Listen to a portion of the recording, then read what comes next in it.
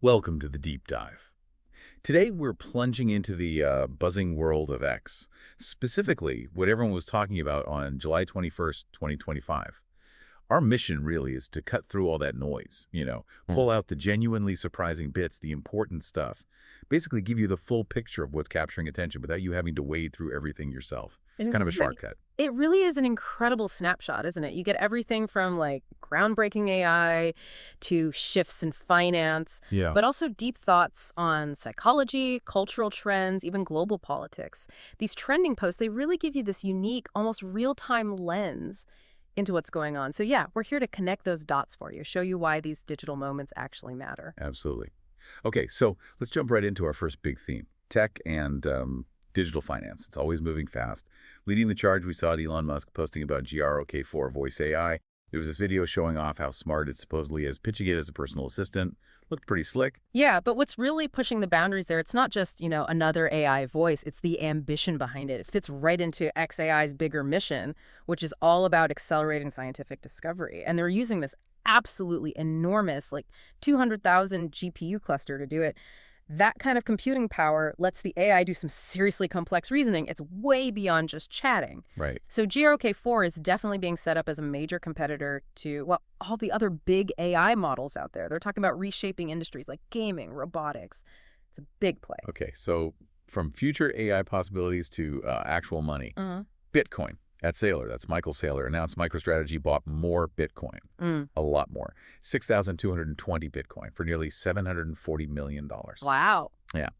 And he highlighted this reported a 20.8% year-to-date yield for 2025. Yeah, Sounds yeah. amazing on paper, right? Well, yeah, and this is where it gets kind of interesting because it makes you question how we actually measure success with these, aggressive crypto plays.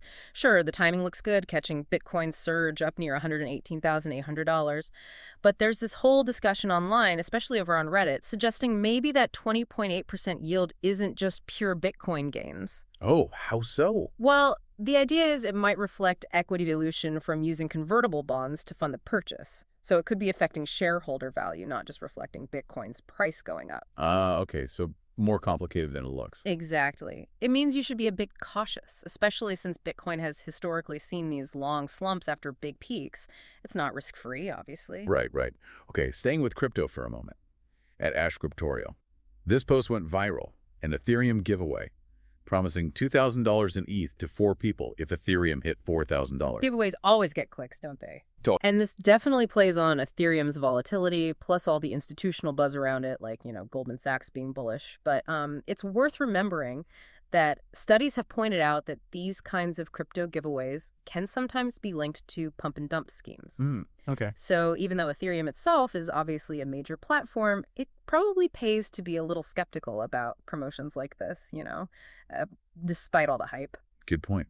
And then, kind of related, at Watcher Guru shared a quote from CZ, Changpeng Zhao, the former Binance CEO, basically telling people to just hold their crypto. Yeah, and the insight there is really that tension, isn't it, between this like deeply held belief in the crypto community and the regulatory stuff happening all around it. I mean, CZ himself pleaded guilty to money laundering charges. That definitely adds a layer to his advice. For sure. But that OCHODL meme, it really captures the long-term, almost defiant attitude of many crypto holders. It started from a typo years ago. So his advice comes at a time when crypto is hitting highs and getting more mainstream acceptance for things like real estate, Yeah. but it's also bumping right up against serious regulatory scrutiny, like that CFTC lawsuit against Binance. So a real clash, conviction versus compliance. Okay, let's shift gears completely now. Let's get into posts that touch more on like the human condition, psychology, how we connect. First up, at the Matrix Wizard, shared this really poignant sticky note message. It was just enjoy the present. The implication being, your future self will regret it if you don't savor things now. That really hits home, doesn't it? And it lines up perfectly with a lot of psychological research. Studies show mindfulness genuinely boosts life satisfaction, like significantly. And interestingly, focusing too much on just achieving future goals can actually make you feel less happy right now. Which, when you think about everything going on globally, like that recent NPR report about ongoing issues in Gaza, this message about appreciating today feels really urgent. Yeah. It kind of forces you to ask, okay, how do I find balance when the world feels so overwhelming? That's a big question. Yeah. Okay, sticking with relatable feelings, at Sonahor posted about women experiencing overstimulation and how it gets mistaken for anger. The feeling TV's too loud, clothes feel wrong, crumbs on the floor. Oh, yeah. But what's fascinating is how the conversation broadened that understanding, moving it beyond just like a gendered thing. Yeah. Someone replied at Singer Joseph, pointing out that men with ADHD experience similar sensory overload. Interesting. And the research backs this up. People with ADHD, regardless of gender, often struggle to filter competing sensory inputs, which can then lead to what looks like an emotional outburst, but it's really sensory overload. So it's not just a female thing at all. Exactly. And the coping strategies, finding quiet space, deep breathing, those are helpful for anyone dealing with it. It's about managing the challenge for everyone. I can definitely relate to the crumbs part personally. Next, Ed Love and Fear had this more philosophical take about reframing obligations as privileges. Like instead of, I have to, think I get to. Right, and there's actually research supporting this idea. Dr. Murray and Nemeth's work suggests this mindset shift can genuinely cut stress, maybe even boost energy, but it also bumps up against criticisms of, toxic positivity. Oh, yeah. The idea that you shouldn't have to reframe everything. Exactly, that sometimes it's okay to just feel burdened. The post got mixed reactions online, which really captures that tension, but you see why it resonates, right? Global data shows tons of young workers, something like 41%, feel overwhelmed. So this idea of finding a new perspective, even if it's controversial, really speaks to people looking for ways to cope. Makes sense. Okay, on a much lighter note, at Chapiona gave us the ungrateful potato post. It was this funny complaint about sending a friend like 20 Instagram reels and getting ignored, calling them an ungrateful potato. Huh. Yeah, and this is brilliant because it taps right into how we use social media now, especially for relationships. Sending reels, it's become this weird little act of affection, right? Like a digital gesture. Totally, like thinking of you. Exactly. It kind of fits into that whole love languages idea, sharing content as an act of service or connection. Of course, maybe it's also partly about wanting validation yourself when you share something you find funny or cool. True. And the ungrateful potato line, that's just pure niche internet meme culture, stuff that bubbles up on TikTok and shapes how we joke around online.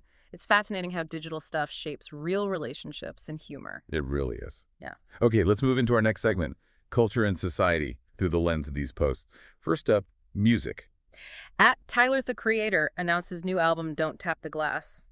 And the image used had this really bold, like 1980s hip-hop vibe. Oh, yeah, that was a masterclass in visual language. The big gold chains, the red leather, it screamed 80s hip-hop. It's a classic move. Artists using retro styles to build a modern identity. And the release day was weird, right? Right. Tuesday. Totally unconventional. Breaks the standard Friday music drop. But Tyler's been vocal about wanting midweek releases for better engagement.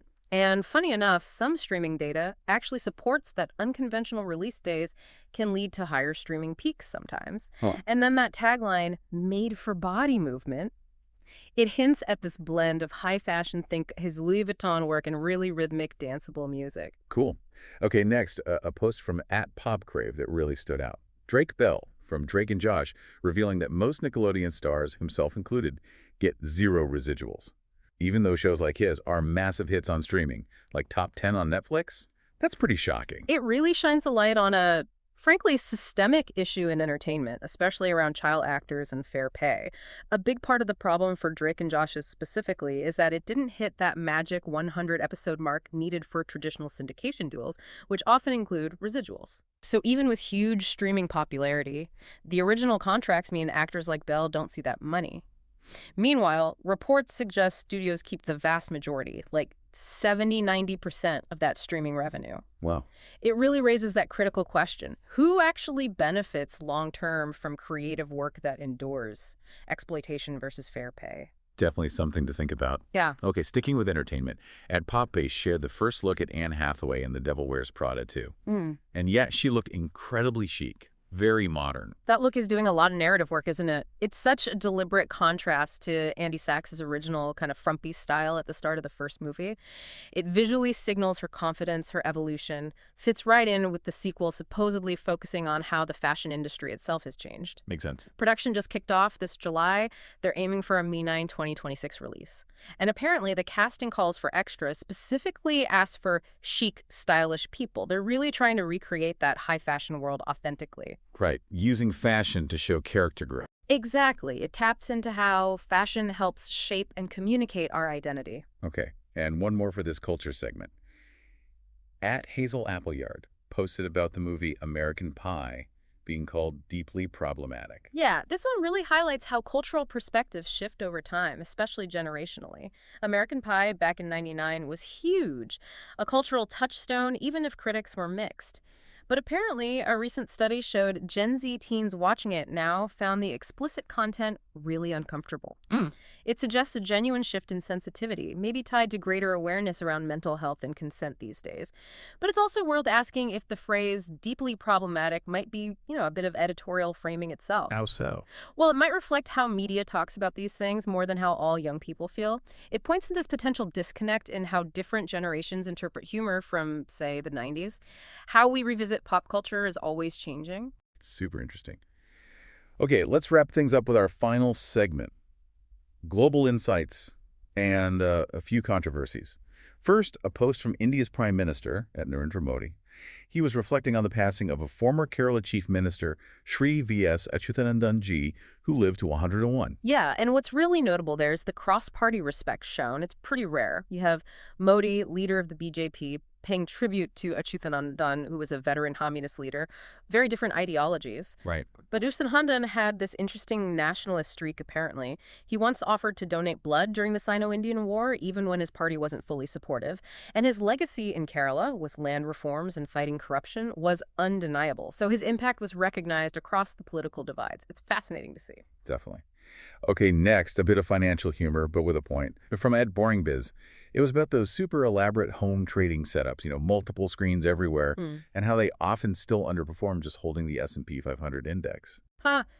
Yeah, it hits on a pretty uncomfortable truth about retail trading. There's solid research showing the vast majority, like 90% in some studies, of active retail traders actually lose money or underperform the market, especially after you factor in trading costs. Overtrading is often the big killer. Plus, broader trends like big asset managers shifting strategies make it even harder for individual traders to consistently win. So yeah, it's a good reminder more screens don't automatically mean more profits. Expectations versus reality in personal finance. Okay, then there was Ed Sigsmake with an image that felt like a time warp. Indoor smoking. At an airport in Armenia, you just don't see that much anymore. Right. It really highlights a major global shift in public health policy. Armenia clearly has more lenient rules compared to, say, the U.S., where almost all major airports banned indoor smoking years ago. Oh, Armenia is an outlier. Increasingly so. Even back in 2017, less than half of the world's busiest airports were fully smoke-free indoors. That number is likely much higher now. So it brings up the obvious health concerns about secondhand smoke, but also that cultural tension, individual liberty versus public health, and maybe a bit of nostalgia for some. Yeah, that makes sense. Okay, and finally, the big one that was buzzing, at Unusual Whales. A post claiming that Jerome Powell, the Fed chair, had been referred to the DOJ for criminal charges. Something about a $2.5 billion Fed building renovation. Sounds serious. Extremely serious. And this is exactly where we need to be super careful about separating claims from confirmed facts, especially with breaking news like this. As of the time of that post, July 21st, there was absolutely no official confirmation of this referral. Zero. Okay, so unverified. Totally unverified. Yeah. Now, has there been criticism about the cost of the Fed's building modernization? Yes. Treasury Secretary Scott Bessent has been critical, and the buildings are being renovated. But the posts mention perjury allegations and financial audits related to this. There's no public record of that. No legal filings, no official statements. Perjury means intentionally lying under oath. While Powell has testified before Congress about things like inflation, there's no documented link showing he lied under oath specifically about these renovation finances. Got it. So a major claim, but needs official confirmation. Precisely. It's crucial to wait for actual evidence or official statements before jumping to conclusions on something this significant. Unverified claims can spread like wildfire. Okay, wow. So that brings us to the end of this deep dive for July 21st, 2025. We've covered a lot. From GROK4's AI ambitions and the whole MicroStrategy Bitcoin saga. Thoughts on enjoying the present, sensory overload, the economics of being a child star, even global politics, smoking indoors, and potentially huge but unconfirmed Financial news. Quite the mix. It really was, and it just shows, doesn't it? Each of these posts, these little digital moments, they can really open doors to much deeper understanding. You get those aha moments about how things connect, but only if you look beyond the surface headline. That's where the real value is. So maybe the thought to leave you with is this. How do you engage with all the information flying at you every day? Can you apply this kind of deep dive thinking yourself? Keep exploring, keep asking questions, and definitely keep digging beneath the surface.